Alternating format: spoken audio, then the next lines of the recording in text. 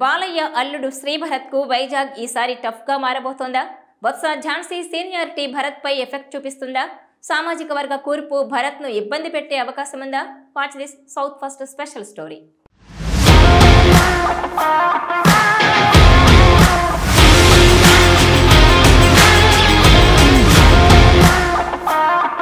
ప్రముఖ సినీ నటుడు నందమూరి బాలకృష్ణ చిన్న కూతురును వివాహం చేసుకున్న శ్రీభరత్కి అటు రాజకీయంగా ఇటు సినీ రంగం పరంగా కూడా పలుకుబడి ఉంది.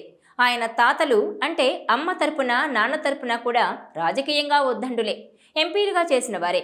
విశాఖ నుంచి 2 సార్లు ఎంపీ అయిన ఎంబీవీఎస్ మూర్తి మనవడిగా ఆయన వారసుడిగా శ్రీభరత్ 2019లో తొలిసారి ఎంపీ బరిలోకి దిగారు. ఆనాడు ఆయనకు అన్నీ కలిసొచ్చిన జనసేన ఓట్లు భారీగా చేర్చడంతో అవకాశం తప్పిపోయింది.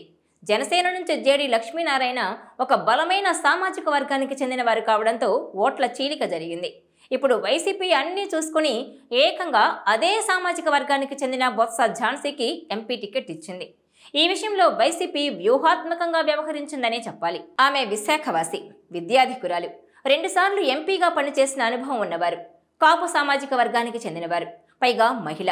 ఇలా అనేక సమీకరణలు ఆమెకు కలిసొస్తున్నాయి. దాదాపుగా 40 ఏళ్ల నుంచి విశాఖ ఎంపీ సీటు స్థానికేతరులకే పోతోంది.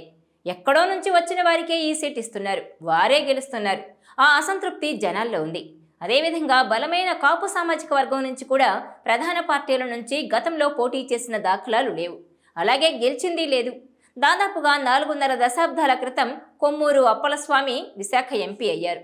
ఆయన 1980లో ఎంపీగా కాంగ్రెస్ తరపున గెలిచారు. ఆయన కాపు సామాజిక వర్గానికి చెందిన నేత. ఆ తర్వాత మళ్లీ గెలిచింది లేదు. ఇది కూడా వైసీపీకి అడ్వాంటేజ్ అని అంటున్నారు.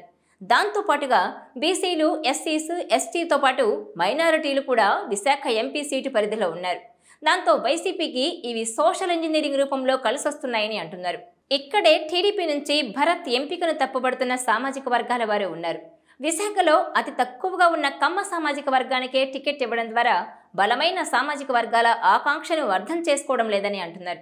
అంతేకాకుండా లోకల్గా ఉన్న వారికి, భూమిపుత్రులకు, ఉత్తరాంధ్ర వాసులకు ఎందుకు టికెట్లు ఇవ్వరని కూడా ప్రశ్నిస్తున్నారు. ఇక ఉత్తరాంధ్ర పరిరక్షణ వేదిక, అధ్యయన వేదిక వంటి ప్రజా సంఘాలు, సంస్థలు కూడా భూమిపుత్రులకే ఈసారి ఓటు వేసి గెలిపించాలని చేసిన విన్నపం కూడా చర్చకొస్తోంది. విశాఖలో దాదాపుగా 18 లక్షల మంది ఓటర్లున్నారు. అందులో కాపులు 3 లక్షలకు పైచిలుకున్నారు. అలాగే బీసీలు చూస్తే 5-6 లక్షల మంది ఉన్నారు. మరి వీరందరికీ టికెట్లు ఇవ్వలేరా అన్న ప్రశ్న వస్తోంది. ఇంకోవైపు చూస్తే విశాఖ సిటీలో 4 అసెంబ్లీ సీట్లలో కనీసంగా 2 సీట్లు వైసీపీ ఖాతాలోకి వెళ్లే అవకాశాలు కనిపిస్తున్నాయి. 2019లో 4 సీట్లు టీడీపీకి దక్కవని అంటున్నారు. గాజువాక, భీమిలి, విశాఖ తూర్పుల్లో హోరాహోరీ పోరుందని, ఎస్కోటలో వైసీపీ మెజారిటీ సాధిస్తుందని ఆ పార్టీ నేతలు చెబుతున్నారు. ఈ లెక్కను చూస్తే వైసీపీ విశాఖ ఎంపీ సీటు గెలుచుకోవడం ఖాయమని అంటున్నారు. మరోవైపు చూస్తే రాజకీయంగానూ అనుభవం పరంగానూ బొత్స ఝాన్సీతో శ్రీభరత్ ధీటైన అభ్యర్థిగా తలపడగలరా అన్న చర్చ సాగుతోంది. ఆయన ఇంకా యువకుడిగా ఉన్నారు. మొదటిసారి చట్టసభలకు వెళ్లాల్సి ఉంటుంది. అదే అనుభవం కలిగిన వారిని నెగ్గిస్తే విశాఖ అభివృద్ధి సాధ్యపడుతుందని వైసీపీ ఇస్తున్న స్లోగన్ కూడా పనిచేసేలా ఉందని అంటున్నారు. ఇలాంటి పరిస్థితుల మధ్య శ్రీభరత్కు వైజాగ్ గెలుపు సవాల్గా మారబోతోంది.